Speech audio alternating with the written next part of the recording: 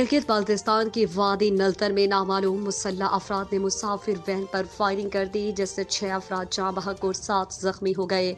Police के मुताबिक एक वैन खवातीन समेत 18 मुसाफिरों को लेकर गलगत टाउन से नलतर जा रही थी कि नामालूम मुसल्ह अफराद ने नलतर के इलाके में गाड़ी पर फायरिंग कर दी। इस दिलखराश वाक़े में एक माँ अपने सीने पर गोलियां खाकर जामे शहादत नोश कर गई और अपने नन्हे बेटे को अपनी आगोश में छुपा कर बचा लिया।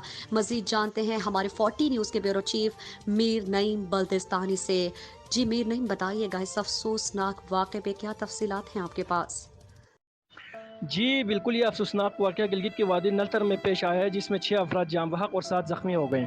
गिलगित बल्तिस्तान पुलिस के मुताबिक मुसाफिर वैन खवातीन समेत 18 मुसाफिरों को लेकर गिलगित शहर से नलतर जा रहे थे कि नामालूम अफराद ने फायरिंग कर दी, जिससे मेरे अमन के वादी गिलगित बल्तिस्तान एक बार फिर सगवार है। इस दिलखराश वाक़े के बाद यहाँ के अवाम का हुकूमत गिलगित बल्तिस्तान से पुरज़ोर मुतालबा है कि यहाँ के तमाम मुसाफिर गाड़ियों पर सिक्योरिटी फराहम किया जाए, ताकि आने वाले वक्त में गिलगित बल्तिस्तान के अमन ख़राब ना हो। इस दिलखराश वाक़े में एक माँ अपने सीने में गोलियां खा के जाम शहादत नोश कर गई और अपने नन्हे बेटे को अपनी आगोश में छुपा के बचा लिया। Senior superintendent police SSP Gilgit Mirza Hasan ने बताया कि वाक़े में 6 मकामी अफराद जाम बहक हुए, जिसमें एक खातून भी शामिल है।